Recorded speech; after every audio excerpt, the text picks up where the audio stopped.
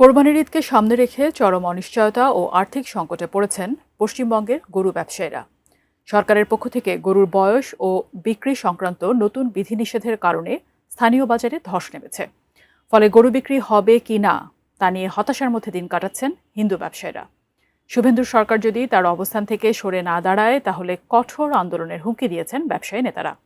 বিস্তারিত জানাচ্ছেন শেখ ফরিদ। গরু যদি বিক্রি না হয় আমার ছেলে পরিবার না তো গলায় দড়ি দিতে বলো, আর না হলে বিষ আনতে বলো। বিষ তো ফ্রি পয়সায় পাওয়া যাচ্ছে, আর না হলে উনি পারুক আমাদের হাতে এক বোতল করে বিষ তুলে দিক, আমরা সেই বিষ খেয়ে মারা যাই।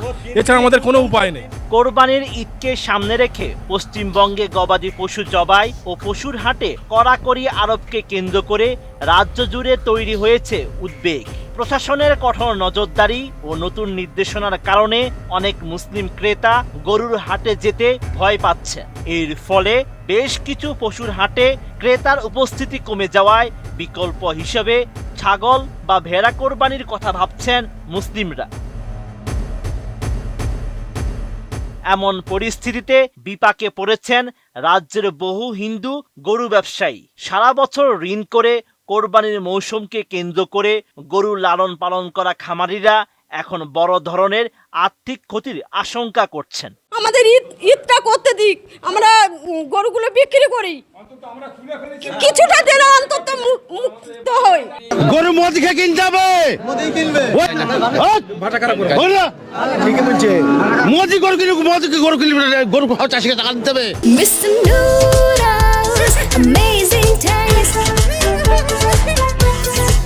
সম্প্রতি কোরবানির ঈদকে সামনে রেখে রাজ্য প্রশাসন 1950 সালের West Bengal animal slaughter control act এবং আদালতের পুরনো নির্দেশনা কঠোরভাবে বাস্তবায়নের উদ্যোগ নেয়। নতুন নির্দেশনায় বলা হয়েছে, নির্দিষ্ট শর্ত পূরণ না হলে গরু, বলদ বা মহিষ জবাই করা যাবে না।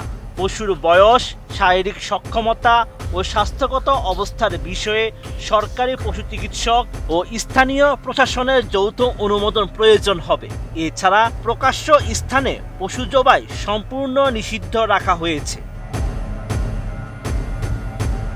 এদিকে খামারি ও স্থানীয় জনপ্রতিনিধিদের একাংশ এসব নিয়ম নিয়ে প্রশ্ন তুলেছেন। তাদের বক্তব্য, গবাদি পশুর সঠিক বয়স নির্ধারণ করা বাস্তবে কঠিন এবং অতিরিক্ত কড়াকড়ির কারণে সাধারণ ব্যবসায়ী ও খামারিরা আতঙ্কিত হয়ে পড়েছেন। শুভেন্দু অধিকারী এসে তুই গদিতে বসে আছিস, তুই কি করছিস? মানুষকে এরকম করে হিন্দু ধর্মতে সবকিছু তো নষ্ট করে দিচ্ছিস। সরকার চেষ্টা করুক যেন কুরবানিটা হয়, যেন আমরা এই গরিব মানুষ মরে না যাই। এর জন্য মরণ ছাড়া আমাদের কোনো রায় নেই। খামারিদের অভিযোগ, বছরের পর বছর গরু পালন করে কোরবানির সময় বিক্রির উপর তারা নির্ভরশীল থাকেন, কিন্তু বর্তমান পরিস্থিতিতে গরু বিক্রি না হলে ঋণের বোঝা সামলানো কঠিন হয়ে পড়বে। আমার 5 লাখ টাকা লোন নেওয়া, সব মহিলারা এসছে আমার বাড়িতে, এসে বলছে লোন শোধ করো। আমি কি করে করব? চলো আমার বাড়িতে কি অবস্থা। ও 1 লাখ টাকা করে পাবে, আমরা কি পাবো? আমরা কি স্বামীকে খাওয়াবো? আমরা কি স্বামীকে খাওয়াবো? আইনি কড়াকড়ি এবং রাজনৈতিক টানাপোড়েনের মাঝে পড়ে পশ্চিমবঙ্গের গবাদি পশুর অর্থনীতি এখন ধ্বংসের দ্বার প্রান্তে। একদিকে মুসলিম সম্প্রদায়ের ধর্মীয় আচার পালনে তৈরি হয়েছে অনিশ্চয়তা, অন্যদিকে অবিকৃত পশুর বিশাল বহর নিয়ে দিশেহারা হয়ে পড়েছেন হিন্দু ব্যবসায়ীরা। আমরা তো একসাথে আছি, তারা কোনোদিন দেননারি করেনি কি কারু আমাদের গলা ধাক্কান দিইনি। ওদের কুরবানিটা ওদের করতে দাও, আমরা বাঁচি। আমি কি করব এবার? আমি কি করব? আমার এই 5 লাখ টাকা ব্যাংকে দে না, আরো বাইরে থেকে 3 টাকা করে 4 টাকা করে সুদে নিয়েছি 5 লাখ টাকা।